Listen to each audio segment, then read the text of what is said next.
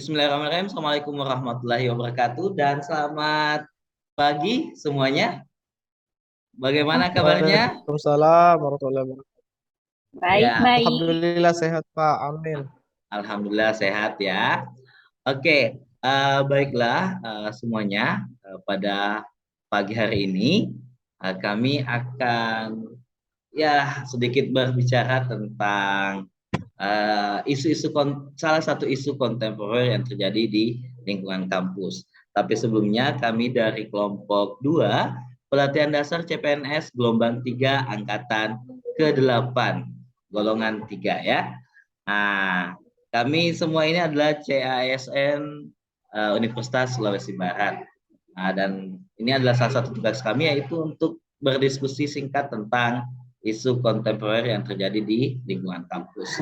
Oke, sebelum memulai, di sini kami ada berlima, ada Pak Rizal, ada Bu Dita, Bu Isdar, dan Bu Ayu tentunya yang tak kalah bijaknya di antara kami ya. Oke, ya sebagaimana yang kita ketahui bersama bahwa mahasiswa kita di kampus itu punya banyak karakter dengan berbagai banyak masalah serta kemampuan mengatasi masalah tersebut.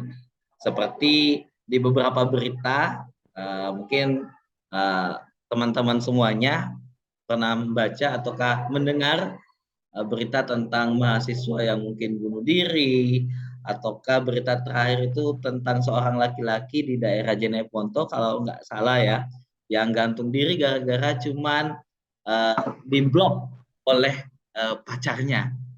Sampai semenderita itu loh. Ya. Terus kita sebagai CASN ini adalah mengatasi isu-isu kontemporer yang bisa saja berdampak negatif terhadap mahasiswa kita ke depannya. Apalagi kita semua adalah pendidik. Mungkin ada yang ingin berkomentar tentang hal ini. Siapa yang bakalan pertama? Mungkin kalau nggak ada angkat tangan kita langsung aja ya. Gimana? Oke, langsung aja mungkin Ibu Isdar boleh berikan pandangannya tentang hal ini. Terima kasih Pak atas kesempatan yang diberikan. Betul sekali, kita sebagai seorang pendidik harus memiliki perhatian kepada mahasiswa kita karena itu adalah tugas kita. Nah, salah satu langkah yang harus kita lakukan tentunya harus memiliki kemampuan identifikasi. Artinya program studi kita harus memiliki program-program kerja yang salah satu tujuannya adalah untuk identifikasi. Selain itu, kita juga harus memiliki program kerja yang menyiapkan mental mahasiswa kita agar mereka memiliki kemampuan untuk bisa menyelesaikan masalah. Karena tanpa mereka memiliki kemampuan tersebut, tentu saja mereka akan langsung ke arah yang negatif. Misalnya mungkin sampai tidak masuk kuliah dan nauzubillah jika sampai mereka bunuh diri. Nah, selain itu kita juga harus membentuk karakter mereka. Karakter yang kuat dengan cara apa? Dengan cara kita kalau misalnya di kampus bisa dengan pengarahan ke agama masing-masing. Jadi mereka diberikan sebuah pengarahan atau bisa diberikan kajian sesuai dengan agama masing-masing secara rutin untuk membentuk pribadi yang lebih kuat. Jadi seperti itu. Mungkin ada pendapat dari teman-teman yang lain. Ya, jadi yang lain gimana? Menurut Ibu Isdar sendiri, proses identifikasi bisa dilakukan oleh kita selaku pendidik, kemudian juga persiapan mungkin dari pihak kampus ataukah dari lembaga kemahasiswaan, serta pengarahan-pengarahan ataukah pengajian-pengajian yang bisa dilakukan oleh berdasarkan agama mereka masing-masing seperti itu. Mungkin yang lain, Pak Rizal ada? Sedikit tambahan Pak. Oke, boleh. Baik, Silakan. sebelumnya saya konfirmasi dulu suara saya terdengar jelas Pak. Mantap. Iya. Oke, baik. Berbicara tentang mental health ya, kesehatan mental dari mahasiswa kita. Sebenarnya seperti ini. Sebagai seorang pengajar, dosen kan juga tetap namanya guru pengajar. Kita dituntut untuk memiliki kemampuan pedagogi. Kemampuan pedagogik itu berarti kita harus mampu memahami pada karakteristik setiap peserta didik kita. Dalam hal ini adalah mahasiswa kita. Biasanya, Pak, mahasiswa yang cenderung pendiam atau menjaga jarak dengan temannya ataupun dengan dosennya, terkadang dia memiliki tekanan mental yang lebih kuat. Makanya di sini tugas kita untuk mengimbangi atau memberikan perhatian lebih kepadanya. Yang pertama, agar dia tidak merasa tersisihkan di lingkungannya. Ketika mahasiswa merasa tersisihkan, tentu saja transfer ilmu itu akan susah.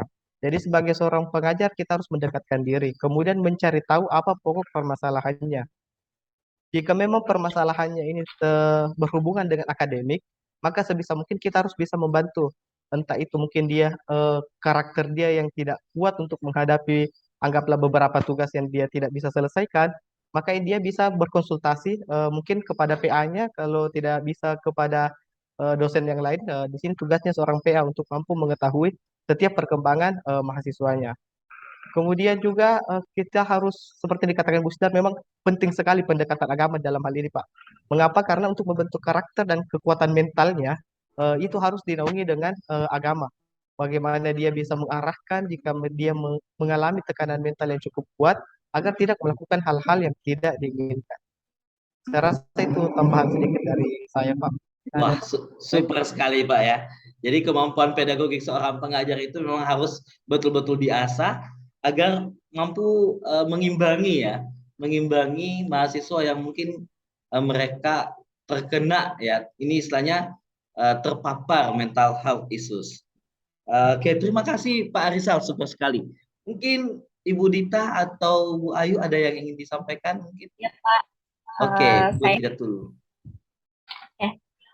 jadi masalah kesehatan kali ini kita membahas masalah kesehatan mental ya, yang harus kita sadari pertama baik dari diri sendiri ataupun sebagai ketika kita bekerja sebagai seorang dosen bahwa kondisi kejiwaan seseorang itu berbeda-beda. Kita tidak boleh menganggap enteng ketika ada satu permasalahan dari satu pihak dan dibandingkan dengan diri kita, karena kebiasaan yang saya lihat di masyarakat adalah misalnya contoh permasalahan tadi bunuh diri karena masalah cinta, hanya karena diblok sama pacarnya misalnya. Mungkin bagi kita, wah kok bisa gitu hanya karena diblok, padahal itu menurut kita masalah yang sepele yang sebenarnya tidak perlu sampai sebunuh diri itu gitu. Tapi kita tidak tahu beban kejiwaan seseorang seperti apa, apalagi bisa jadi ada faktor-faktor pendukung lain di luar itu yang menyebabkan bisa sampai ke bunuh diri itu. Jadi memang kita tidak boleh memandang enteng masalah orang lain. Lalu berikutnya untuk dari segi pekerjaan kita sebagai dosen, kita bisa mengarahkan memang mahasiswa untuk bisa aktif dan produktif yang bisa difasilitasi oleh kampus, misalnya dari kegiatan-kegiatan yang bisa dilaksanakan oleh BEM itu sendiri agar mahasiswa bisa produktif di sana. Jadi kita juga bisa mengarahkan dari masalah kesehatan mental ini sendiri, bagaimana mahasiswa bisa mencintai diri sendiri dulu yang pertama, lalu bagaimana mereka bisa mengelola emosi dari segi dirinya sendiri, bagaimana bersosialisasi dengan teman-temannya, termasuk dengan tugas-tugas yang dibebankan mungkin, dan juga dari segi fisik mungkin ada kegiatan-kegiatan yang bisa mendukung kesehatan mental mahasiswa itu sendiri. Dari segi sosial, bagaimana berbaur dengan teman, dosen, bagaimana cara bersosialisasi yang baik satu sama lain, dan juga otomatis yang paling utama adalah mengingatkan seseorang masalah spiritualnya itu tadi, karena kita juga mengenal bahwa di salah satu negara itu yang terkenal dengan kasus bunuh dirinya yang banyak. Katanya salah satu penyebabnya itu adalah masalah spiritual yang kurang. Jadi kita bisa mengingatkan kembali kepada mahasiswa kita bahwa dari segi keduniaan ini ada segi spiritual yang juga perlu dikuatkan, bisa biar kesehatan mental kita itu bisa terus terjaga. Seperti itu, Pak. Wah, mantap. Ini saya nggak bisa berkata-kata ini ya, kalau singgung masalah spiritual, karena memang pada dasarnya kasus terakhir terbanyak bunuh diri itu kalau nggak salah di Korea ya. Ya. Nah, dan terus terang di sana itu bukan cuma karena depresi masalah pekerjaan, tapi terus terang depresi karena mereka itu dibully.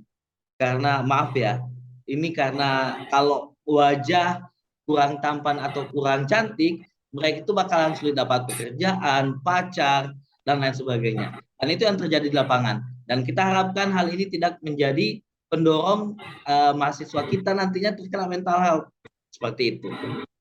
Iya, Pak. Dan yang paling penting nih juga love yourself ya, cintai diri kalian ya, dengan khusus cintai diri kalian ya, love yourself ya.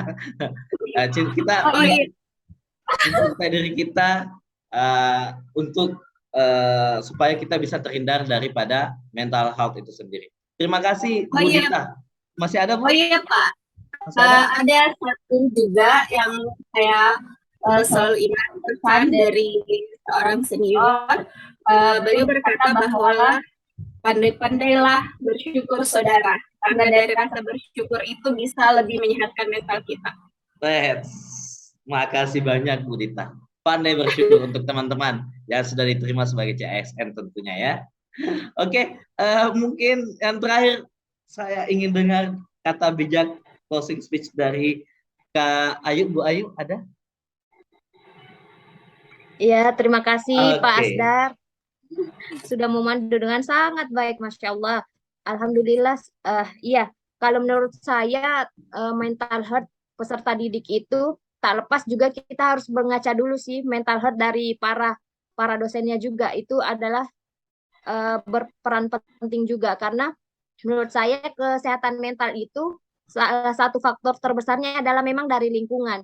Jadi kalau lingkungan, kalau kita sudah selesai dengan diri, insya Allah kita bisa berbaur juga sama dosen dengan baik, dan memang di lingkungan dosen kita semuanya harmonis, atau itu tagline kita berakhlak, harmonisnya ini baik, kita juga akhirnya pasti punya visi misi yang sama nak, ketika mendekati ke anak-anak didik kita.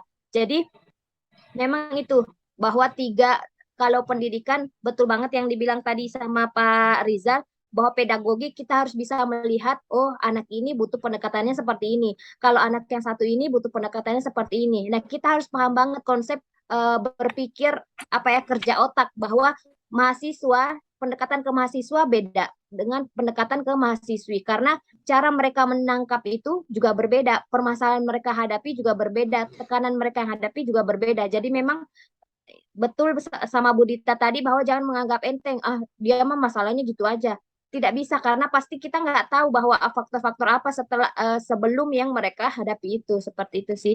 Jadi kalau mental health ini menurut saya lingkungan dulu deh. Yang pertama di headline, kalau lingkungan dosennya baik, kita punya visi misi yang baik, teratur, pasti bisa kok mental health ini dikurangi buat anak-anak didik kita.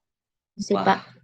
Jadi ini bukan ke mahasiswanya langsung ya, tapi ke dosennya dulu. Kualitas dosennya dulu harus bagus.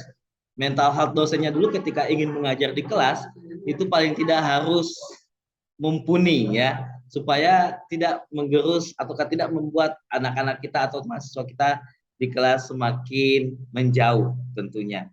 Ya, terima kasih banyak rekan-rekan semuanya. Banyak hal yang bisa kita petik dalam diskusi kita, bahwasanya mental health itu bukan cuma karena faktor si subjeknya saja ataukah si mahasiswanya saja, tetapi juga bisa dari lingkungannya, dan salah satu dari lingkungan ini adalah dosen itu sendiri. Selain itu, eksternalnya bisa dari spiritual, bisa dari bullying yang mereka hadapi dan lain sebagainya. Terima kasih banyak rekan-rekan semuanya. Saya yakin dan percaya kita semua ingin menjadi pengajar yang memiliki atau yang bermental pendidik di depan mahasiswa kita semua. Terima kasih banyak. Sekian untuk diskusi kita pada pagi hari ini. Assalamualaikum warahmatullahi wabarakatuh dan selamat pagi semuanya.